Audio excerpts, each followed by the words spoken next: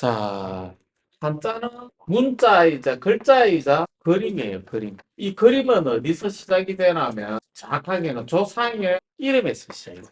이름이 그림이 됐어요? 그렇죠. 글이 되고. 그러면 누구의 조상인가? 우리 동양에서도 태양족. 태양족을 한자로 표기하면 양족이에요. 양을 설문해자에 보면 햇빛빛을 양이라고 딱 이야기를 해요. 햇빛빛이라는 것은 햇빛이 아래로 쏟아지다는 뜻도 되지만 뜨거운 샘물도 떨어지다는 똑같은 뜻이에요. 그래서 양은 염소라고 하는 것은 동물의 토템이고 정확한 의미는 뜨거운 샘물로 해석을 하면 정확하게 맞아요. 자, 쇳물은 뭐고 하면요. 한자를 알려면 반드시 금속을 다루는 연금술을 알아야 돼요. 왜 연금술을 알아야 되냐면 고대의 모든 권력은 금속을 다루는 데서 금속을 독점하는 자가 권력을 잡아요. 무기를 만드니까. 그래서 고주몽이가 활도 잘 쏘고 금속을 다룰 줄 알지만 자기 형이 왕이 되었을 때 누구부터 죽여야 돼요? 자기 형제를 죽여야 돼요. 왜? 왕이 될 수 있는 조건을 다 갖추고 있어요. 왕의 핏줄이면서도 하늘의 제사를 지내고 금속을 다룰 줄 아니까 주몽을 죽이려고 해요. 주몽은 도망쳐서 소순호라는 여자를 만나가지고 고구려를 세워요. 부여에서 권력 싸움에 밀려가지고 고구려를 세우죠. 그럼 고구려와 부여는 같은 아버지와 자식의 관계죠. 한 집안에서 국가를 다 세우죠. 다른 사람은 못 세우고. 금속을 다루는 기술은요, 지금은 아무나 엿장수도 세부치를 가지고 다니지만 고대에는 양족 위에는 절대로 금속을 만질 수가 없어요. 그럼 이 양족의 시초가 기록상에 누구냐 하면 기원전 2500년 전에 염제신농시예요. 염자가 불꽃염자.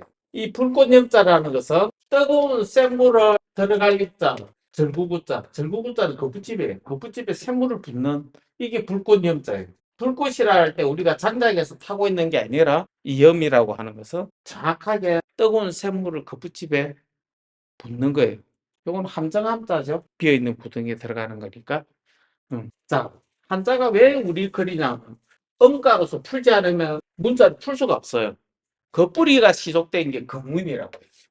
금문은 쇠금자에 그럴 문자죠. 금속에 새겨진 문자예요. 우리가 이렇게 금속에 새겨진 문자가 있으면 이거는 왕을 상징하는 신주단지. 후손들이 이 그릇에다가 제사를 지내요. 그럼 내가 왕이면 내 아버지의 아버지의 아버지 역대 모든 왕들의 그릇을 다 놔두고 제사를 지내야 돼요.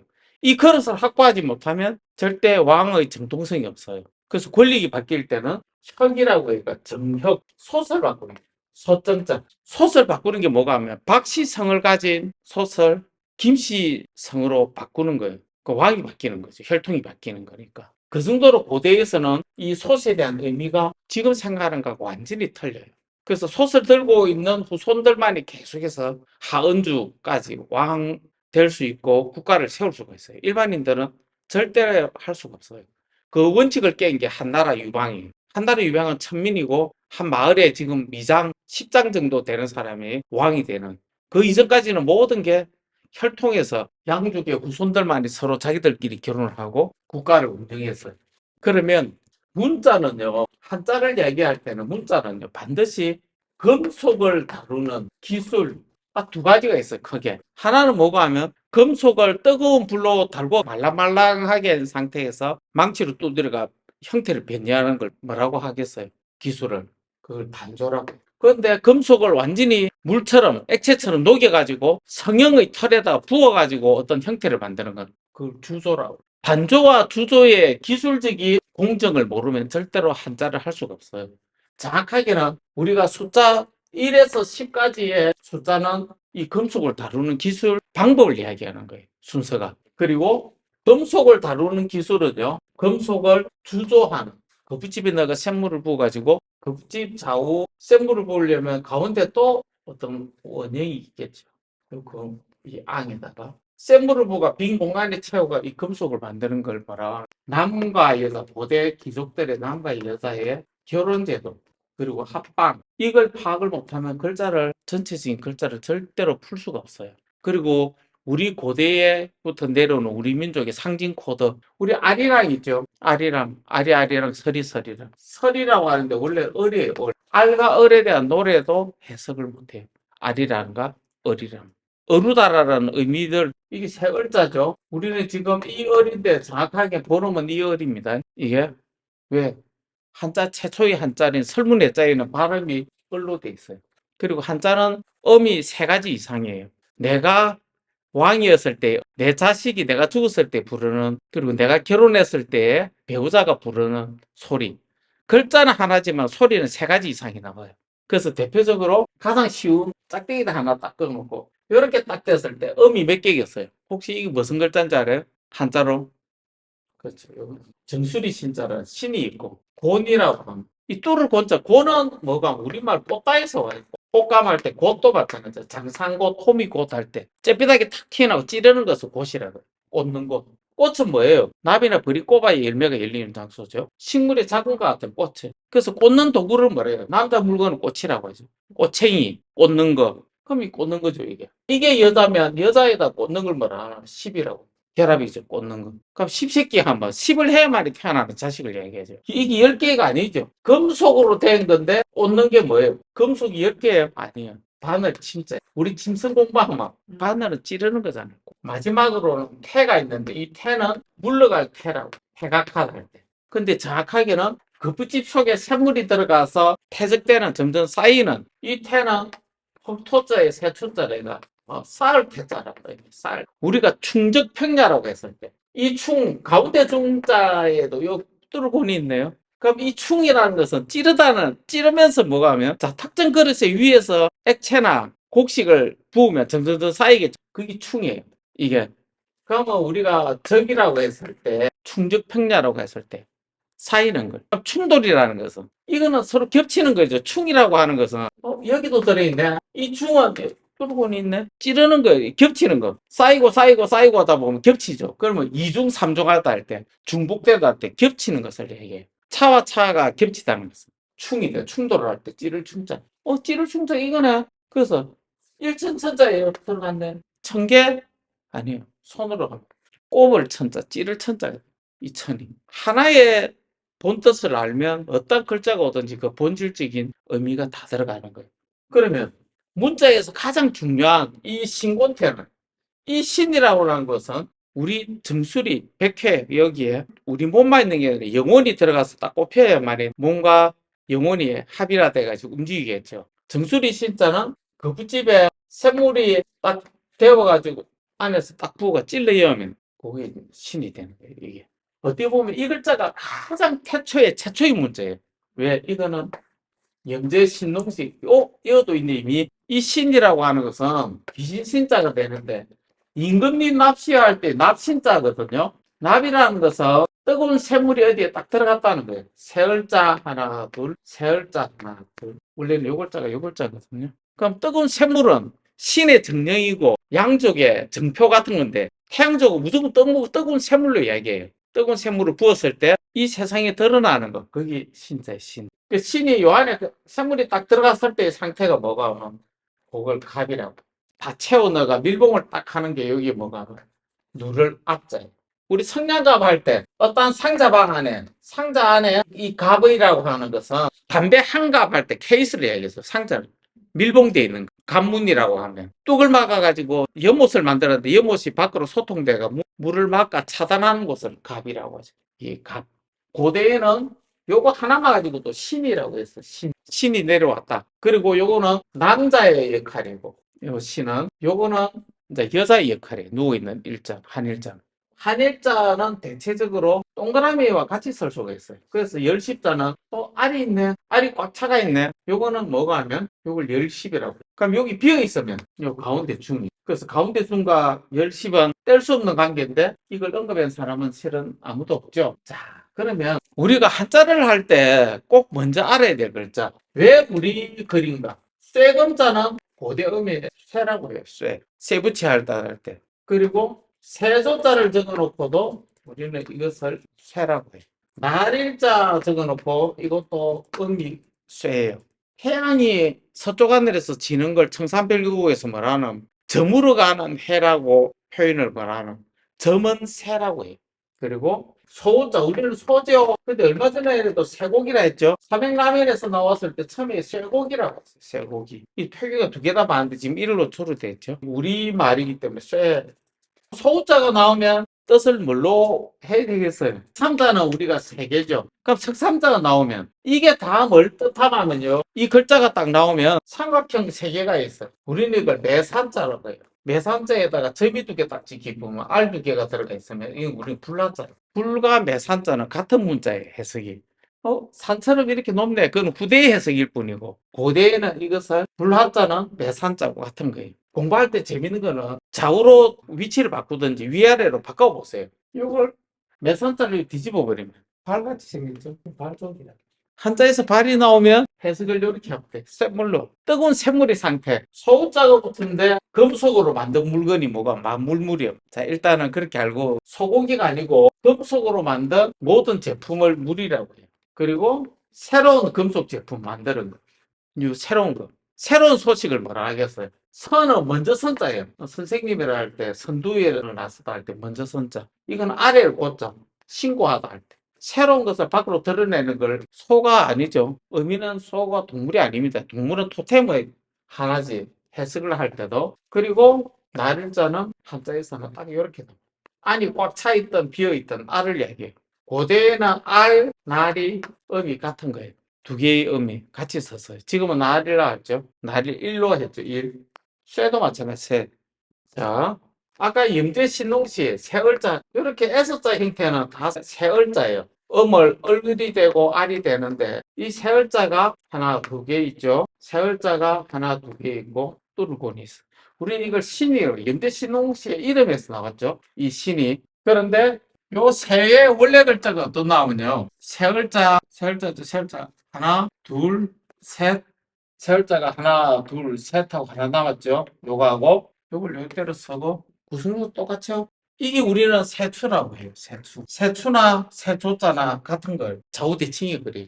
추나 조나 말맞자나. 나중에는 이게 말맞자까지 가요. 동물의 말이 아니고 이거는 이제 따로 얘기할 건데 다 불한자가 붙었죠. 네 개가 새가 나오면 다 현재 신동의 자식의 이름이에요. 그리고 금속 쇠물로 해석을 하면 돼요. 그러면 금속인데 쇠금자는 그늘음자를 붙이면 이게 뭐가 하면 그늘음이 돼요. 이건. 그래서 우리 온전할 전이 있죠. 온전할 전자. 온전할 전자에다 이 두 개 알을 딱 치면 금인데 이 전이라고 하는 것은 그 붙임이 완전히 딱 만들어진 케이스를 해요. 그래서 대나무로 만든 케이스를 뭐라 하면 통발전자라고 해요. 통발. 우리가 소화전 하면 물을 부르기 위해서 소화기 노즐 입구를 보관해놓은 케이스 함을 전이라고 해요. 그럼 나무로 돼 만들었네. 나무로 돼가 이렇게 밀봉을 잘해가 금속이 쇠물이 새지 않게 만드는 걸 전이라고 하죠. 지금은 예의주로만 하세요. 태양 속에 새가 있는데 발이 세 개네. 우리는 이걸 뭐라 해요? 태양 속에 있는 걸. 시조. 태양 속에 발이 세 개 달린 새를 뭐라 하노? 삼조고. 삼조고이잖아. 까마귀. 상식이 역사가 계류된 시대에 산다 정말. 이걸 일본에서는 일본 축구 대표팀의 마크로 쓰고 있어. 고구려 때 벽화에 우리 모든 민족이 상징인데. 그 주몽에 나오는 그렇죠. 그거 아니에요? 나오제. 자, 샌드 금속으로 되어 있고 태양을 상징하고 발이 세 개는 이걸 우리는 작이라고 해요. 작. 술잔 작, 수작 뿌리지 말아 할 때 작. 이 작은 삼세작자도 돼요. 자작 백작 할 때 기족의 이름이면서도 새를 이야기해요. 새인데 술잔에 우리 미술관에도 있어요. 이거는 신주단지예요. 태양적으로 상징하는 신주단지. 우리 민족의 모든 상징 코드를 역사 속에서 찾을 수가 없어요. 한자를 하지 않으면. 선생님, 근데 샘물이 이렇게 중요했으면 음, 저 왕족을 상징하는 잔도 음. 그런 쇠로 만들었어요. 다 금속으로. 도자기가 아니고 예. 도자기는 후대에 나온 거고 언제든지 무기로 만들면서도 거푸집으로 만든 거부집으로. 음. 자, 1부터 10까지 간단하게 내가 언급할 거예요. 이미 유튜브에 있으니까 찾아보고 내가 이런 형태의 청동으로 만든 금속을 그릇을 만들고 싶으면 흙으로 이 형태를 먼저 만들어요. 그런데 정확하게는 두 개를 만들어요.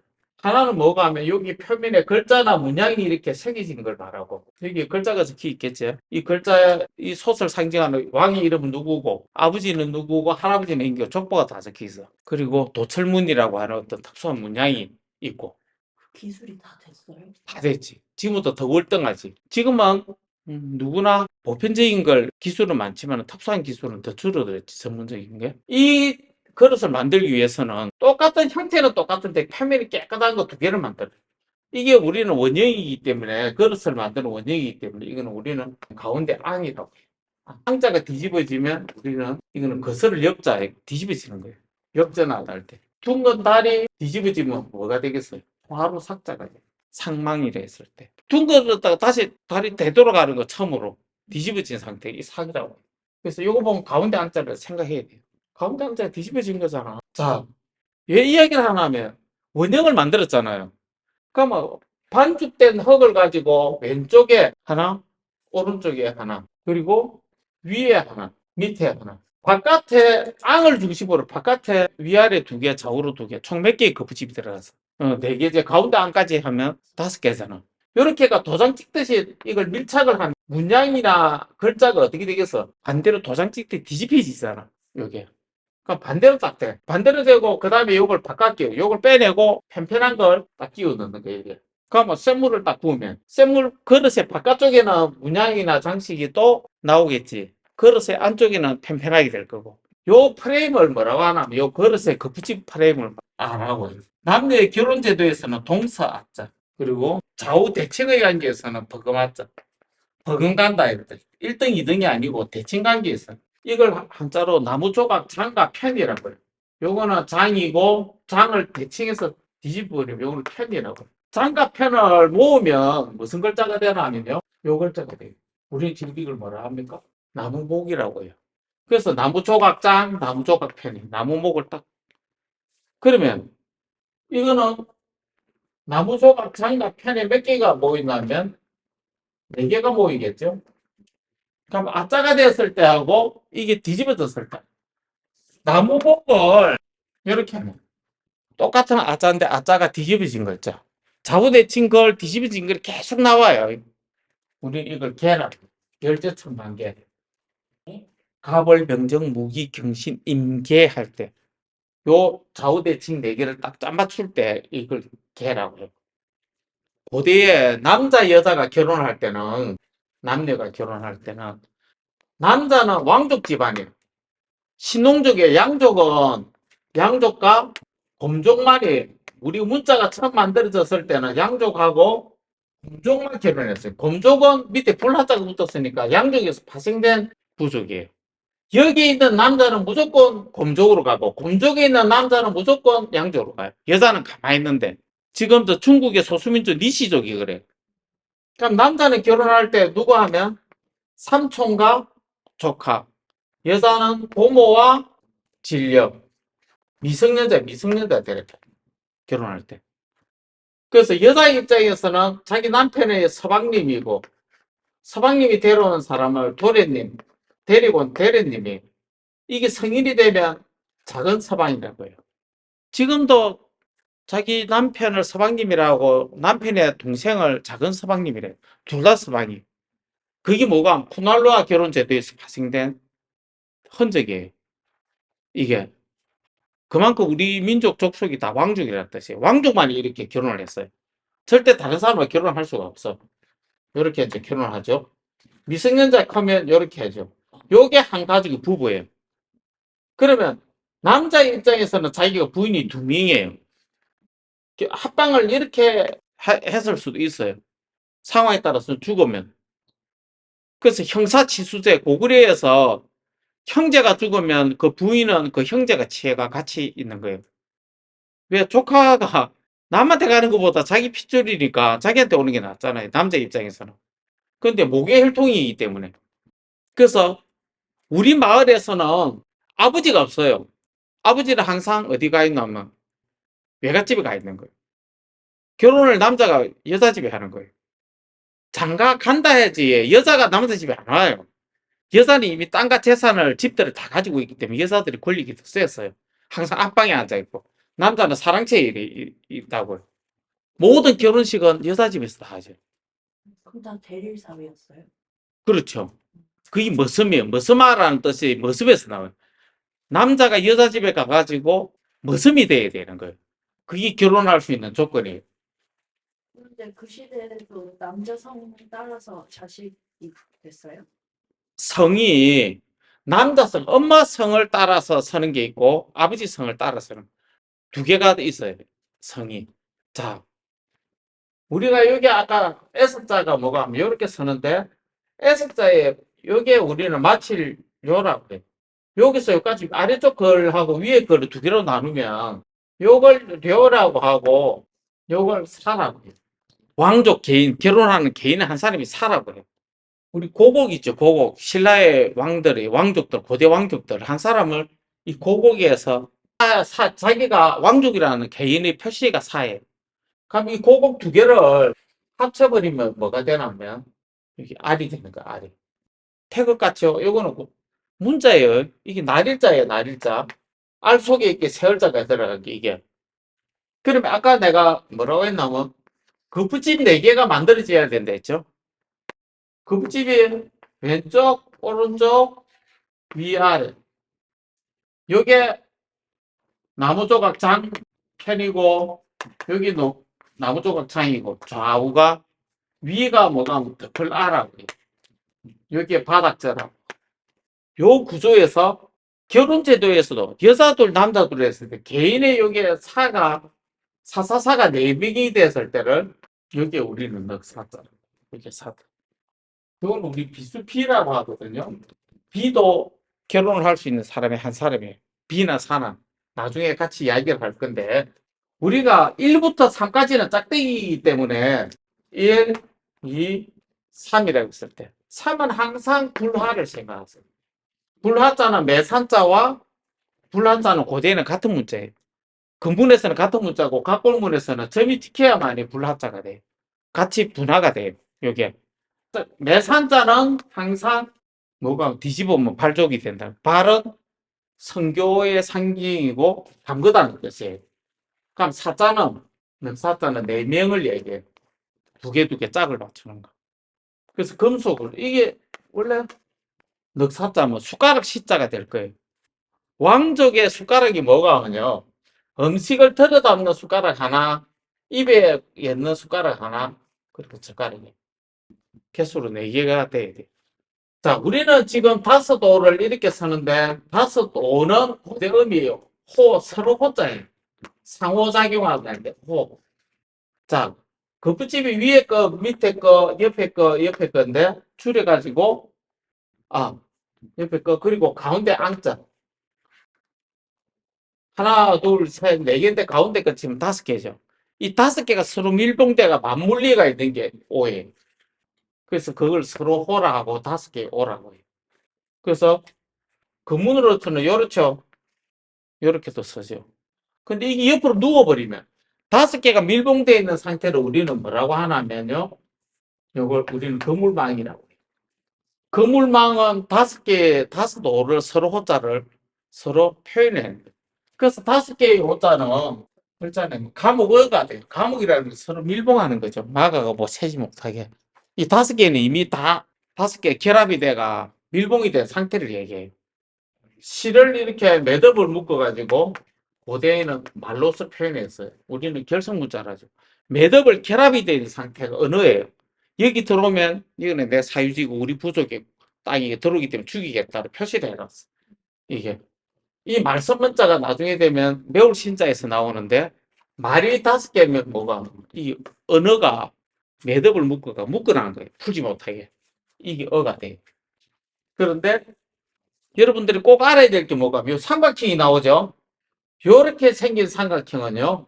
한자에서 지금도 많이 써요. 모을 집자예요. 집은 우리가 가족이 모이는 데죠. 집은 모이다는 뜻이에요. 자 보세요. 합할 합자, 모을 해자, 다 모였다 해가지고 다 참자. 뭔지는 모르겠지만 다 모을 집자가 있죠. 거푸집 속에 샘물이 모여가 밀봉이 되는 걸 집이라고 해요. 거푸집이죠. 거푸집도 마침 집이네. 여자의 몸을 뭐가 생명을 잉태하는 여자의 몸을 뭐라고 했어요? 아까 계집. 시집을 가가 아이를 잉태할 수 있는 몸을 가진 게 계집이에요.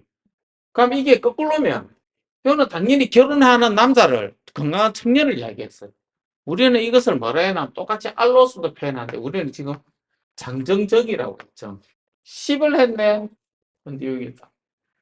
우리 이걸 재라고 재. 나무가 땅에 꼽혀 있는 상태를 뭐가 제목재라고. 자, 이 삼각형은 여러분들 정말 많이 보게 되고 활용을 하게 될 거예요. 남자와 여자, 이스라엘 깃발에 남자와 여자 있죠, 별이. 이 상징까지 다 가요. 뒤바뀌어가, 남녀가 뒤바뀌어 버려요. 왜? 자식은 부모 걸 뒤집어 버려요. 글자를 쓸 때. 나는 아버지 몸을 복사해가 나온 거기 때문에 우리가 거울을 보면 좌우가 바뀌죠. 거울에서는. 거부집에서는 거부집 속에 샘물을 보면 샘물이 음량이 다 바뀌어요. 돌출된 거하고 들어간 게 바뀌어가 나와버려요. 그래서 나는 부모의 복제품이기 때문에 바뀌어서 글자를 많이 써요. 앞으로 이 글자는 수다하게 쓸 거예요.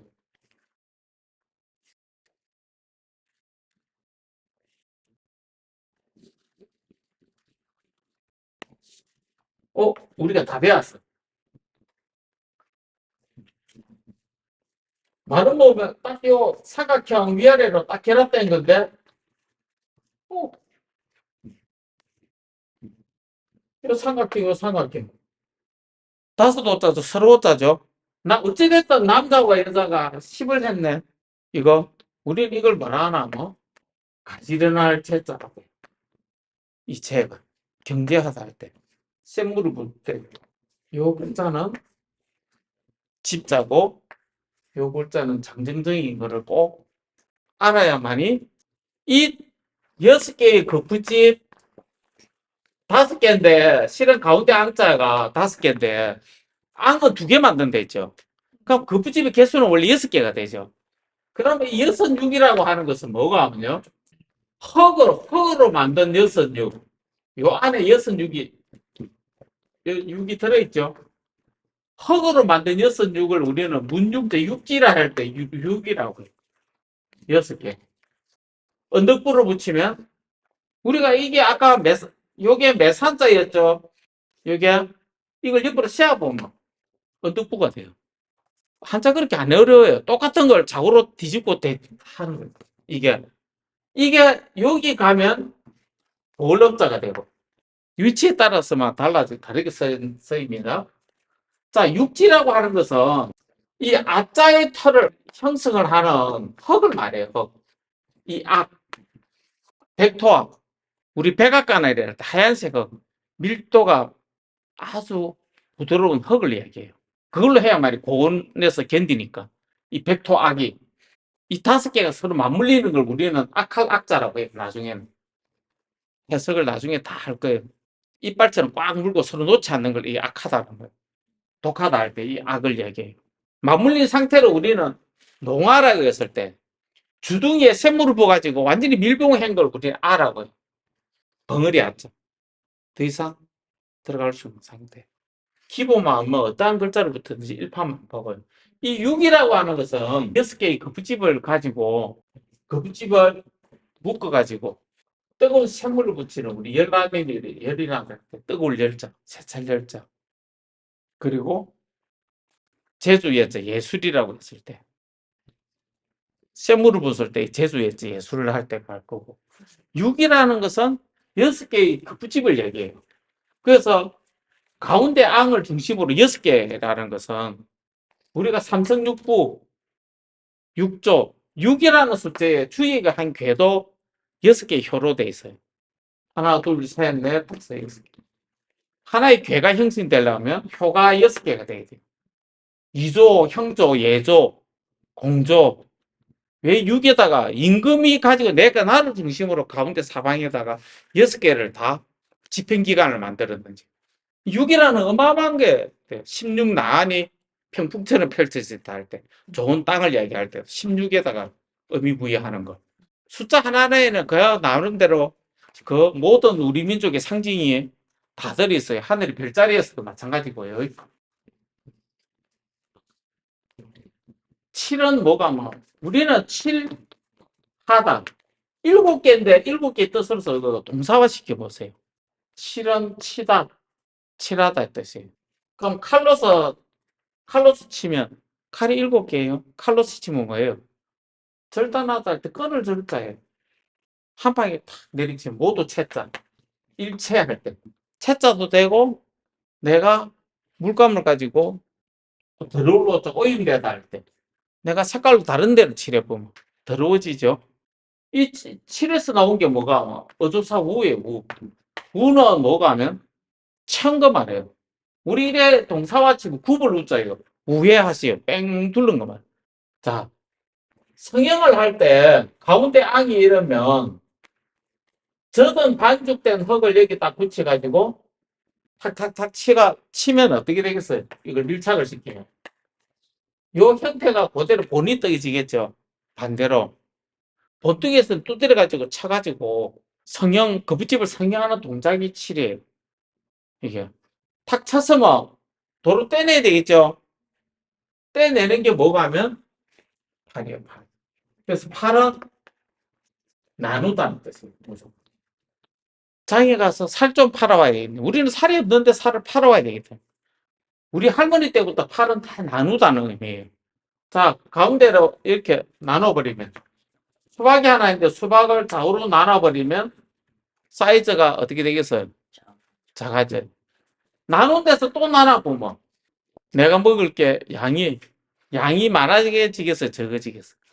이거는 양이 적다인 뜻이고 요거는 크기가 적다인 뜻이고 두 개 같은 게 결국에는 이렇게 하죠.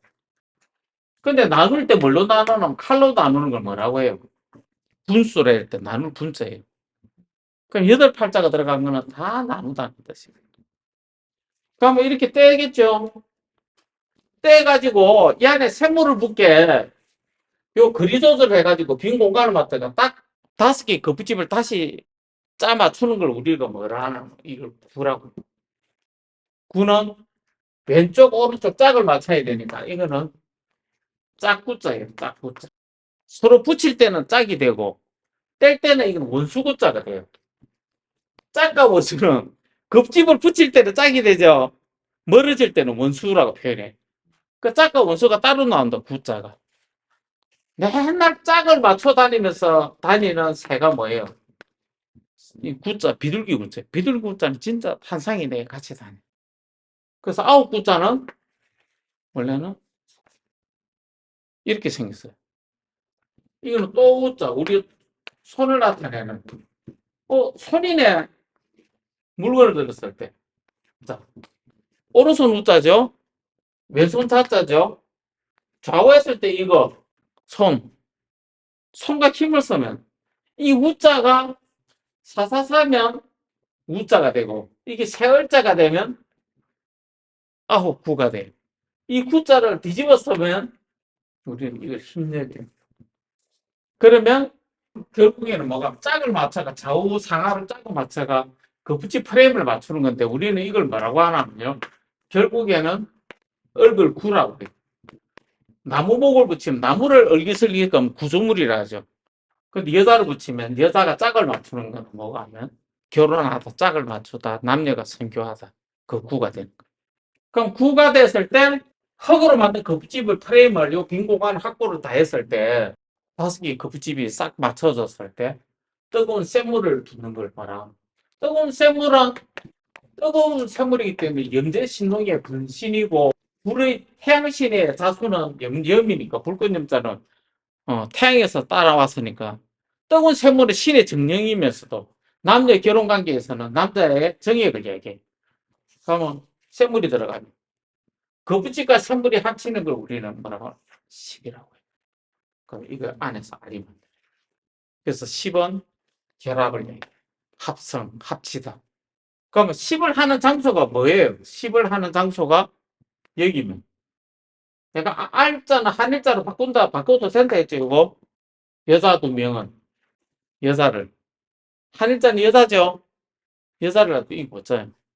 흙이라는 것은 결국에는 뭐가? 거푸집 흙을 얘기해요. 10을 하는 장소에 결국에는 토라고 하는 거예요. 연금술에서는 거푸집이고.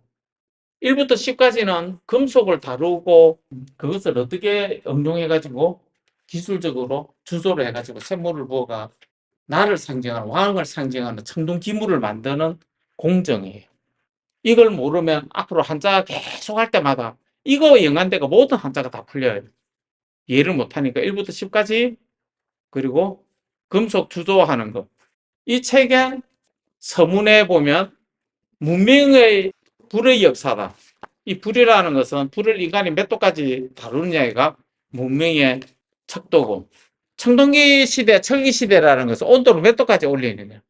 신석기, 구석기 이런 뜻은 뭐가 하면요. 도구가 아니에요. 불을 몇 도까지 다루냐가 핵심이에요. 자, 다음부터는 1부터 10까지를 했으니까 이 아짜이틀과 결혼 제도와 더 이야기를 더 붙여가지고 본격적인 진도를 나가도록 하겠습니다. 공부를 해가지고 질문 있으면 하면 됩니다. 자, 질문 있습니까? 저 아까 놓친 거 하나 질문해주세요. 그 칠이 이렇게 치는 거 있잖아요. 예, 문양 새기려고 어, 팔이 뭐였죠? 나누는 거. 그러니까 왜 갑자기 나누는 거지? 아니, 거푸집 속에 땅과 요 사이가 밀착이 돼가 쇳물이 들어갈 공간이 없잖아. 안돼. 팔은 나누고 떼야만 여기 공간이 확보가 돼서. 그 공간이 확보돼가 쇳물을 붙잖아. 그럼 뭐 공간을 확보해가지고 이거 5개의 거푸집을 서로 거리 조절하는 게 구라고 얼굴 구자라고. 왜 불화는 점이 4개? 불화자는 요렇게 해도 되고 요렇게 해도 되고 다른 글자하고 합성했을 때는 이렇게 하나 둘 셋 네 개를 그래서 자 가운데는 2개고 양쪽에는 하나 양쪽에서는 하나인데 가운데가 2개면 이거 리라고 해요. 불을 나타내요. 그럼 물숫자는 가운데는 하나인데 양쪽으로는 하나 둘 가운데 2개죠. 감이라고 해요. 물이죠. 그러면 저 안에 저 뭐야? 앙은 뭐예요? 저 술병같이 생긴 게 뭐예요? 아니 앙이 있어요. 우리가 그릇을 만드는데 이 앙을 없으면 속이 다 차버리잖아. 그러면 담을 수가 없잖아 그릇을. 그럼 저걸 어떻게 빼요? 안 빼요? 이렇게 아니 흙은 다 샘물 다 붓고 흙을 깨뜨려야지 다. 부숴야지. 그래서 거부집은 일회용이야. 흙을 다 박살내면 안에 그릇이 나오잖아. 그러면 이제 바깥은 다 끼고 나면 여기 쇠로 된 금속으로 된 기물 안에 흙이 들어있겠지. 그럼 흙은 파내고 물을 뿜으면 다 녹아가지고 나오잖아. 식히잖아. 원장님 수업 다음 조금만 짧게 해주세요. 재밌어요. 20분만 줄여주세요. 싫어.